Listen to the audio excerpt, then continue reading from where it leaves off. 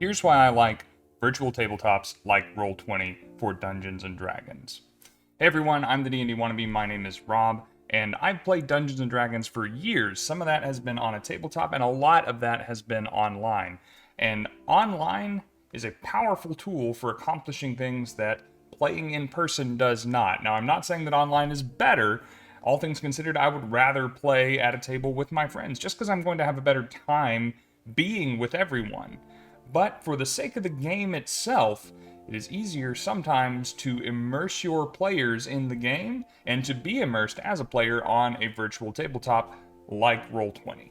I was playing a halfling rogue named Pillory going into Port Nyanzaru, the beginning of the Tomb of Annihilation campaign in 5th edition. Now, as it happened, I was the only character in the party that did not have dark vision as a racial feature. We wind up getting ambushed by these assassins in the Temple of Savras in the port.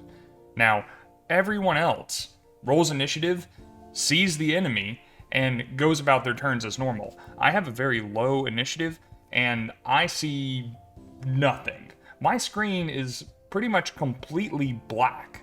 I patiently wait for my turn because I don't want to interrupt the game, and then I let the Dungeon Master know, hey, I can't see anything. The Dungeon Master checks this, that, and the other thing, and then realizes that, yes, this is what my character should be seeing in a situation like this when they are indoors with very few windows and no lights on. Not having any means on my character sheet at the time to be able to create light for myself, I wind up hiding behind the nearest pillar that I can find by touch and feeling my way around, and waiting for things to sound like they're close to me to jump out and stab at them.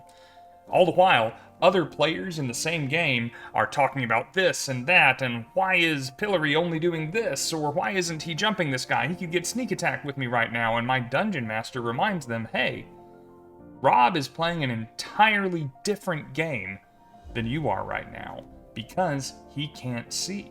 Now, if we were to try and do this at a regular table, with all of our friends around it, with maybe a battle map or some miniatures, everything that is in that room would be common knowledge. There's not a way to deny information to an individual sitting at a table where everyone else is informed.